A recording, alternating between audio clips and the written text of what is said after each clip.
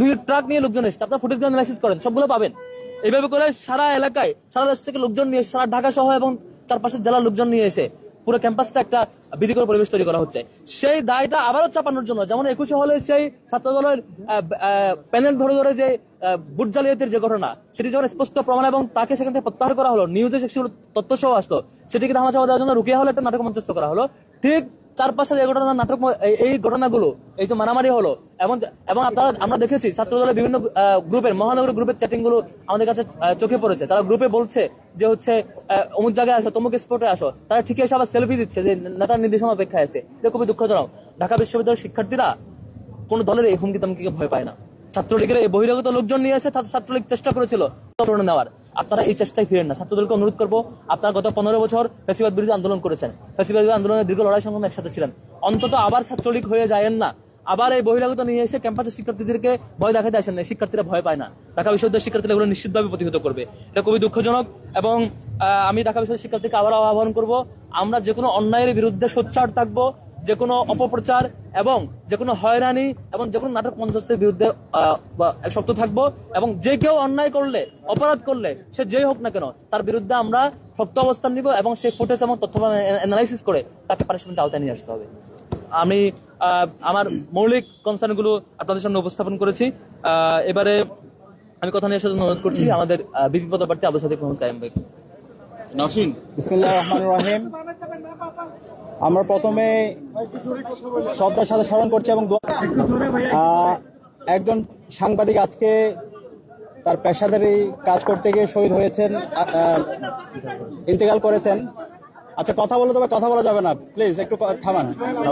ওকে, আসসালামু আলাইকুম রহমতুল্লাহ।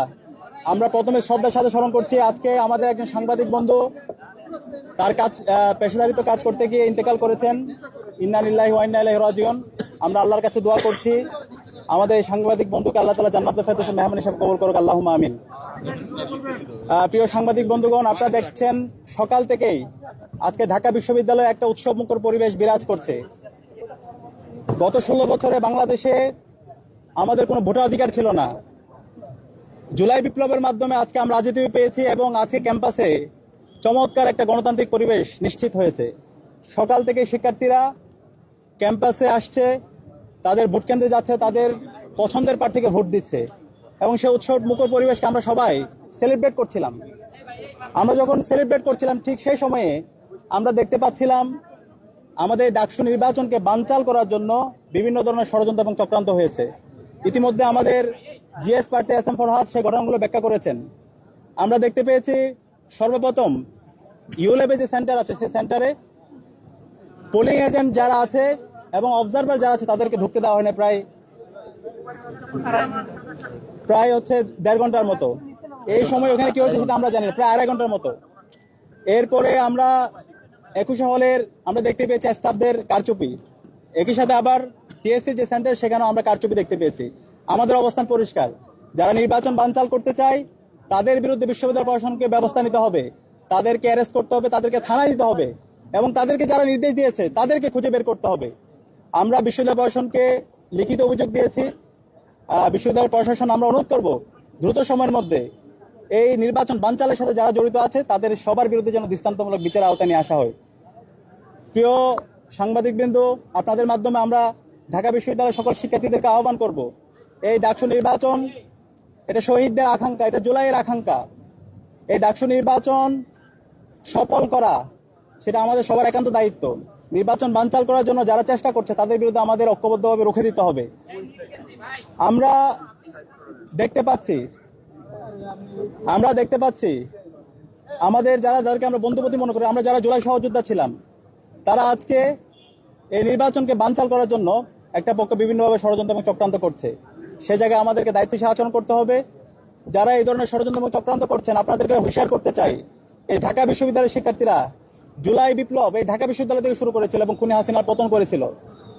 যারা আবার এই ঢাকা বিশ্ববিদ্যালয়ে অস্থিতিশীল করার চেষ্টা করবে, যারা ঢাকা বিশ্ববিদ্যালয়ে ডাকসুনীতি, খুনি হাসিনা এবং ছাত্রলীগের চাইতে খারাপ পরিণতি হবে। আমি অনুরোধ করবো সবাইকে দায়িত্বশীল আচরণ করার জন্য। এই নির্বাচনে হার অথবা জিতের কিছু নেই। আমরা সবাই জুলাই সহযোদ্ধা ছিলাম, আমরা সবাই একসাথে আন্দোলন করেছি। এই আন্দোলনে আমরা সবাই প্রত্যেকের পরিচয় ভুলে গিয়ে কমন গোল নিয়ে ফেসিবাদের বিরুদ্ধে আন্দোলন করে আজকে দেশে আজাদি এনেছি। এখন এই জুলাই বিপ্লব পরবর্তী আমরা যদি সবার ঢাকা বিশ্ববিদ্যালয় নির্মাণ করতে চাই, সবাইকে একসাথে কাজ করতে হবে। এক্ষেত্রে শিক্ষার্থীরা আমাদের যাকে বেছে নেবে আমরা তাকেই মেনে নিব, কিন্তু শিক্ষার্থীদের উপর যদি আমরা আমাদের জোরপূর্বক কোনো কিছু চাপে দিতে চাই তাহলে এটা হিতের বিপরীত হবে। শিক্ষার্থীরা তাদের ম্যান্ডেট পেয়ে যাদেরকে প্রতিনিধি হিসেবে নির্বাচন করবে আমরা তাদেরকে মেনে নেব। আমরা আশা করব যারা বিভিন্ন ধরনের অস্থিতিশীল করার চেষ্টা করছেন, ষড়যন্ত্র এবং চক্রান্ত করছেন, আপনারা এই সমস্ত ষড়যন্ত্র এবং চক্রান্ত থেকে বেরিয়ে আসুন। শিক্ষার্থীদের যে ম্যান্ডেট, সেই ম্যান্ডেটকে আপনারা মেনে নিন এবং নির্বাচন কমিশনকে অনুরোধ করব এখন পর্যন্ত যে অভিযোগগুলো আমরা দিয়েছি সেই অভিযোগগুলো আপনারা ব্যবস্থা গ্রহণ করুন। সবাইকে অসংখ্য ধন্যবাদ এতক্ষণ ধরে আমাদের কথা শোনার জন্য। আমরা এই যে এতক্ষণ যে শুনেছি যে অভিযোগগুলো প্রত্যেকটা অভিযোগ দেওয়া হয়েছে, প্রত্যেকটা অভিযোগ এই যে বাইরে কথা বললাম, নীলক্ষেতে যখন ছাত্র দলের দুই গ্রুপ মারামারি করতেছে বাইরে এবং হচ্ছে বিভিন্ন জায়গায় যখন আরো ঘেরা করছে, ট্রাক গুলো লোকজন আসছে, তখন আমরা কনসার্ন জানাইছি। এই যে ইউলেবের ঘটনা কনসার্ন জানিয়েছে, আপনারা কেন ঢুকতে দিচ্ছেন না, আড়াই ঘন্টা কি করছেন, প্রত্যেকটা ঘটনা 21 হলের ঘটনা কনসার্ন জানিয়েছে, রুকিয়া হলের ঘটনা বলছে দ্রুত ফুটেজ দেন, কিভাবে ব্যবস্থা করার চেষ্টা করেছে। যখন প্রত্যেকটা নাটক তারা শুরু করে, নাটক সম্পন্ন করতে না পারে কারণ তারা অন্যদিকে যায়। আমরা আসলে বিনীতভাবে অনুরোধ করবো ছাত্র দল সহ সকল সংগঠনগুলো প্রতি বিনীত অনুরোধ করব, এই ডাকসু নির্বাচন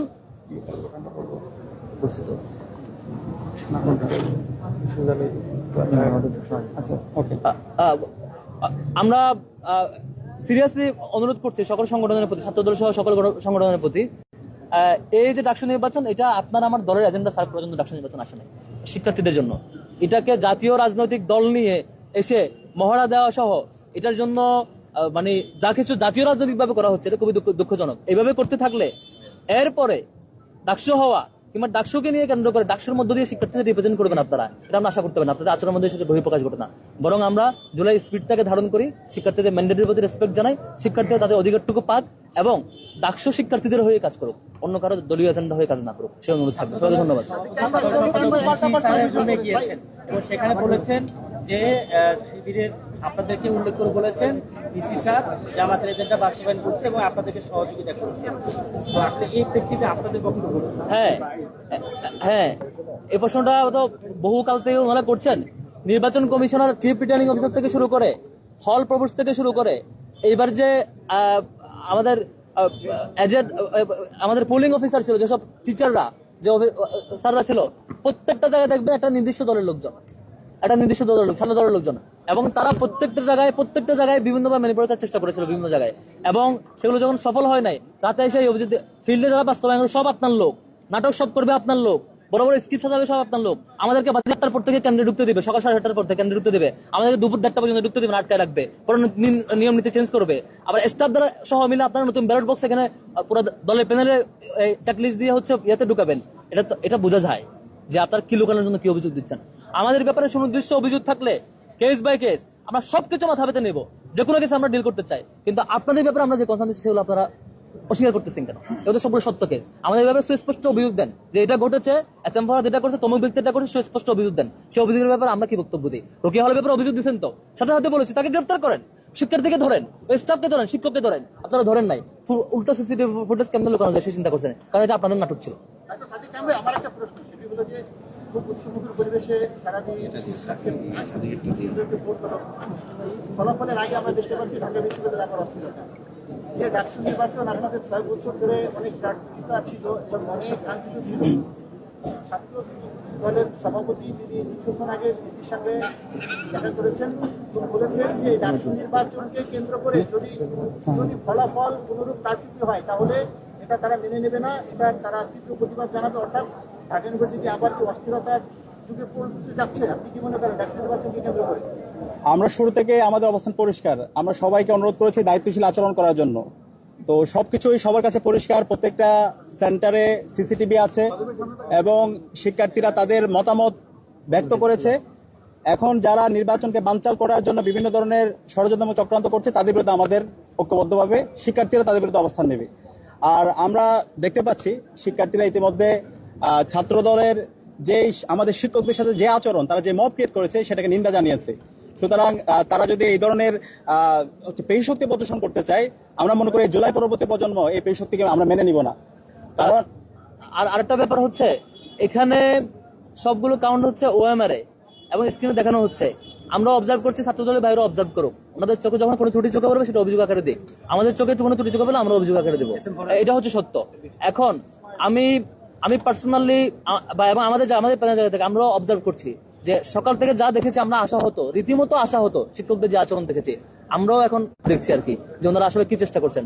এরপরও যেহেতু ব্যালট পেপারগুলো সংরক্ষণ করবেন এবং ওএমআর স্ক্যান করবেন, সবকিছু যেহেতু আর্কাইভ থাকবে, সেদিক থেকে আমরা শিক্ষকদের কাছে শিক্ষক সুলভ আচরণে চাই, শিক্ষার্থীদের অধিকার নিশ্চয়তার জন্য শিক্ষার্থীরা যে ম্যান্ডেট যে মতামত দিচ্ছে সেটি সামনে চাই। এর ব্যতিক্রম কিছু করলে এটার বিরুদ্ধে আমরা দাঁড়াবো। আচ্ছা আচ্ছা আচ্ছা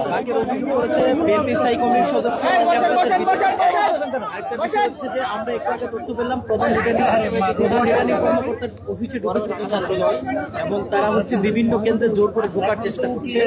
তারা বলছে যে এলইডি স্ক্রিন বন্ধ করে নির্বাচন কার্যকরী অভিযোগ করা হচ্ছে। বিএনপি স্থায়ী কমিটির সদস্য ক্যাম্পাসে অভিযোগ করেছেন অন্য একটি প্যানেলের লোকজন। এই বিষয়ে আপনারা অবগত কিনা, যদি হয়ে থাকে সেই বিষয়ে আপনারা দেখেন, ছাত্রদলের প্রার্থীরা অবাক লাগছে, বিভিন্ন টিএসসি সহ বিভিন্ন সেন্টারে জোর করে ঢুকানোর চেষ্টা করছে। এই যে জোর করে ঢুকানোর চেষ্টা কেন, ওনারা নাকি কাউন্টিং ঠিক হচ্ছে কিনা চেক দেওয়া। একে তো এলইডি স্ক্রিন এবং ভিতরে সাংবাদিক আছে এবং একই সাথে তাদের দলের পোলিং এজেন্ট আছে, সবকিছু আছে।